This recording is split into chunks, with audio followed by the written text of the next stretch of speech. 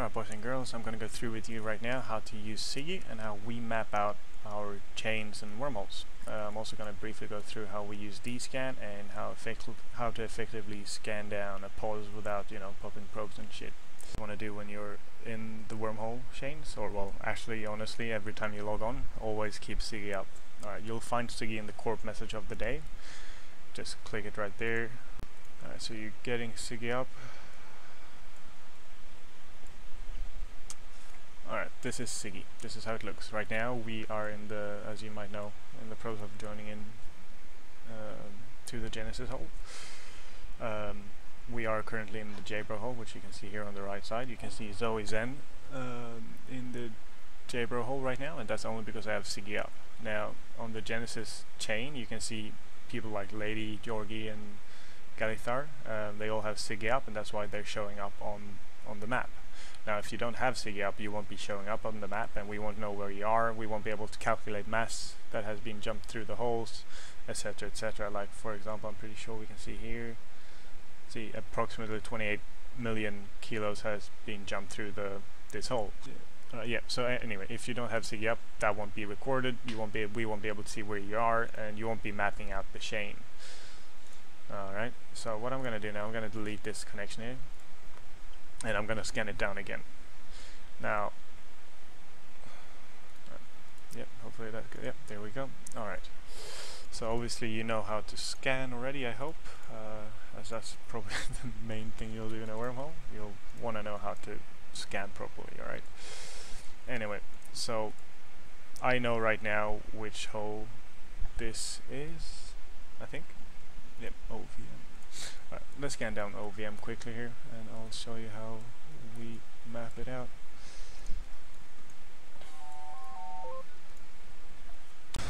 Alright, so I've scanned down the hole now. What you want to do next is obviously to warp to the hole, check out what it is. So you'll check out the information. It says here that very large ships can jump through. It says right away here that it's a null security space hole. It's a K162, which means that it's been opened from the other side, not from our side. If you would see like a K345 or 6, I think it is, or something like that, that means that it's a roaming hole and it's going to be open from our side and not the other side. And that's pretty important to know, because if it's open from the other side, then obviously there's people on the other side scanning, or that has been scanning. Alright, so yeah, you want to check out what it is and all. Make sure that you know what it is. I know right now it's a bit hard to see exactly what hole is what, because of the colors and the new way the holes look. It's not as easy as it was before, probably. Now you can still make it out by looking at how big the ships are allowed to pass through, right? And also through Siggy. Siggy can help you to map it out. Alright, so what you want to do now is to save it from the hole. Alright, I'm saving it from the overview instead of here, because if you save it from the probe scanner, you'll always land about 10 to 7 Ks off the hole, and we don't want that, right? You don't want to land there and then there's enemies on the hole or whatever can happen, and then they'll catch you 7K off the hole. You don't really want that, right? You want to land right on the hole, so you save it from the hole itself, okay? So right now I know it's a nullsec, so I'm gonna save it like this: nullsec nullsec 1, because it's the first nullsec that we use, and I'm gonna add in OVM, and that's just to clarify that it's the SIG ID OVM. Alright, now what I do personally is I add in brackets later on if there's any things we want to know about the hole. For example, it could be a frig hole, or it could be, let's say it's another wormhole and it's a pulsar, I'll just write in pulsar. Or for example, if there's a lot of activity, I'll write a lot, active or whatever it is. Now all of these things you can all of course do in C. Personally I think it's much easier to just do it in bookmarks as well, because you'll be able to see it right away. Alright, so once you've saved the entrance, you want to go into Siggy and click on the Jabro, or the current wormhole you're saving it in. You want to scroll down and add the signature into Siggy. Now what you can do is you just copy paste, highlight what you want to copy paste. So you could just copy paste that and you add it into the Sig reader, and then paste it there, and there you go, it's added in here as a wormhole though. Now you'll have to change it in and change it to nullsec 1. There we go. It's perfectly saved there. Now what you even can do is you add multiple SIGs at the same time. So what I normally do is I scan down the whole system and then I just copy paste everything in there and then just do the small changes of whatever it is.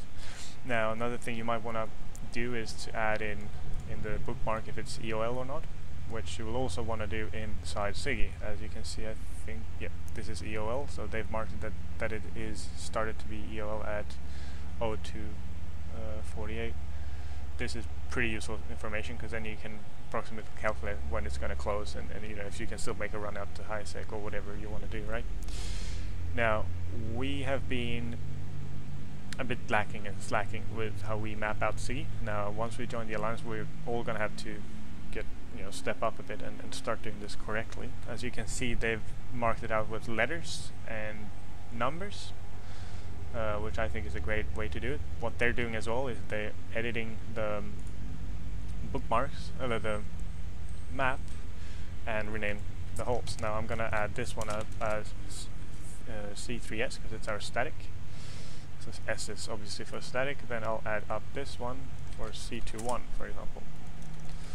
See, and this makes sense because it's easier later on if we ever, like, if we get into PvP or we have to move through the chain. It's easy for the commander or fleet commander or whatever to just say, yeah, warp to class 2-1, or warp to class 2-3, or etc, etc, or warp to the high sec 1. The high sec 1 is the closest one to Cheetah, or high sec 2 is closer to MR. Pretty obvious shit, yep. And it's also easy to find your way back doing that. Now, you always want to have Siggy up when you jump through a hole. If you don't, the hole will not be mapped out through, mapped out on Siggy. Alright, so I'm just going to approach the hole here quickly and jump through, and you'll see what happens.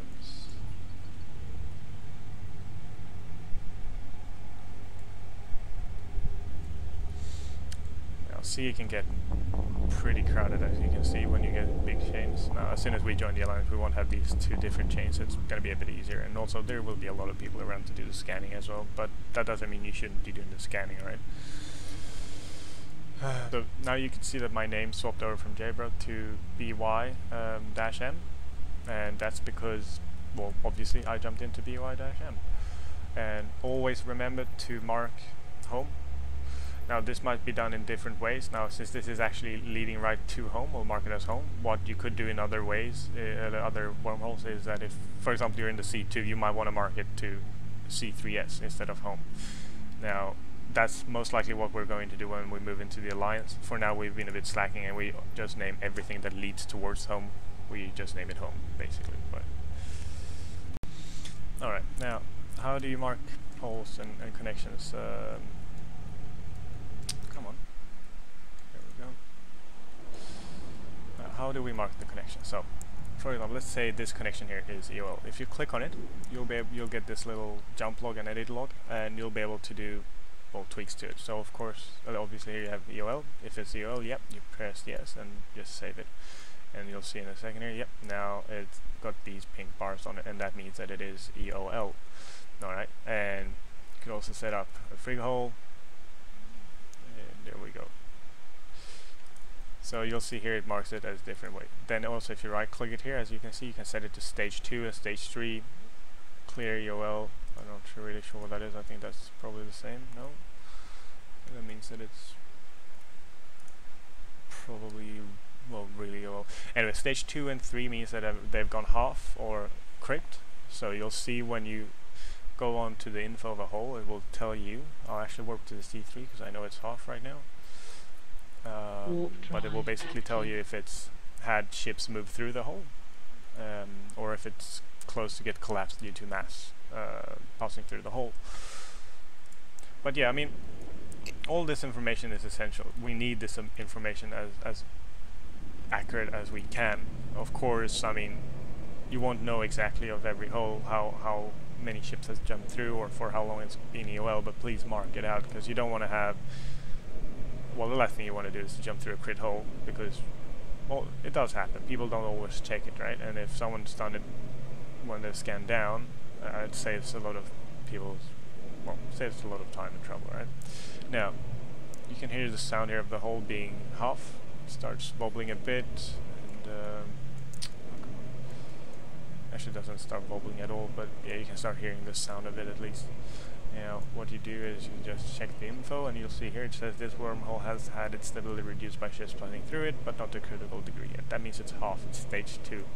Now if it would be stage 3, it would say this hole is at the verge of collapse, and that means that you got about 10% left of the total mass that can jump through. Now do remember that like for example our C3 static has 1 billion mass, but that can deviate up and down by 10%, so it could be 900 mil, it could be 1.1 bill. Yeah, just keep that in mind when you're closing holes with mass. Alright, well, I'm going to jump through this hole now, and I'm going to show you a bit how to do the D-scan. Now for those people that know and feel confident about D-scan, I'd suggest you watch this anyway, because it might give you another way to do it, because there's many ways to do these to D-scan, but this is how I do it, and I think that's a great way to do it. Alright, so what first thing you want to do is to center the tracking position, and yeah, that's it. Now they've changed this a bit. Yep. Alright, yeah, and you want to have it on. Alright. The tracking camera basically makes it so that when you click on an object, your camera turns, right?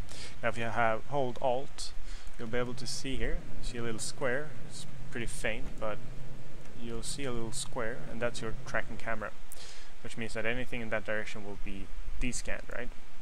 So get your D-scan up, and well, obviously first, every time you jump into a hole, you want to do a 360-degree D-scan. Always do this before you pop probes, because you never know what's out there. There could be enemies or people we want to kill, or yeah, you never know. And for example, if you go in, let's say you want to run sites, so you want to scan down the system, obviously, to be able to run your sites.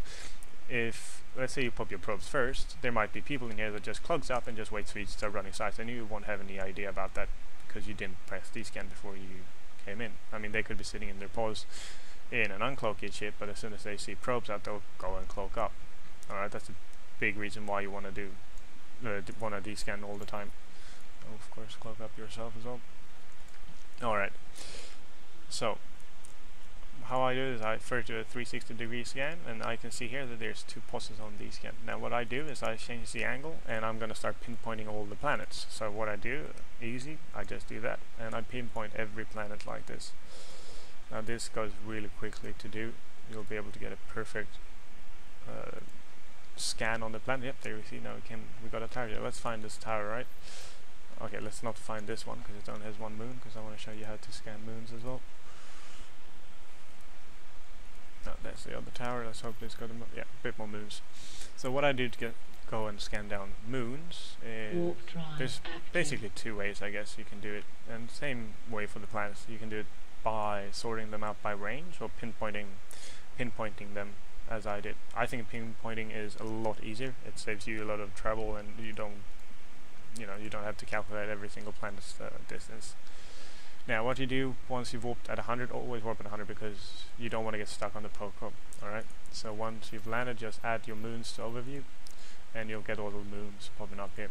So what I normally do is I just D-scan it like this. Oh, well, we found it on the first moon there, but let's just keep going. I just keep doing the same thing. I keep D-scanning down the moons like this. Now another way to do it is obviously to do by range. On the 40,000, I won't see the pause, right? Obviously, because I'm not scanning far enough. Alright, so that's another way to do it. You just work your way up, and yeah, that way you don't have to scan down every moon. But yeah, and then when you warp to the pause, always warp to the planet 100, or you will most likely die. Alright, now there might be warp bubbles, there might be containers to try and decloak scanners and shit like that. Be careful with that, and always pay attention when you warp to a pause. Alright, because you never know where you might land. So here we got the pause, and there you go. Now what you normally want to do is that you save the location you're at. You'll save it in tactical, and you can save it as, for example, pause 1, and then you want to add what planet it is at. So it's a planet 6, so P6, and then moon 1, right? That's where the pause is at. Now let's say there's plenty of bubbles and shit, then you want to write, like, put a little asterisk or exclamation mark. That way people know that it's a dangerous pause, and you want to be a bit careful when you warp there. Alright, I hope this helped, and see you soon.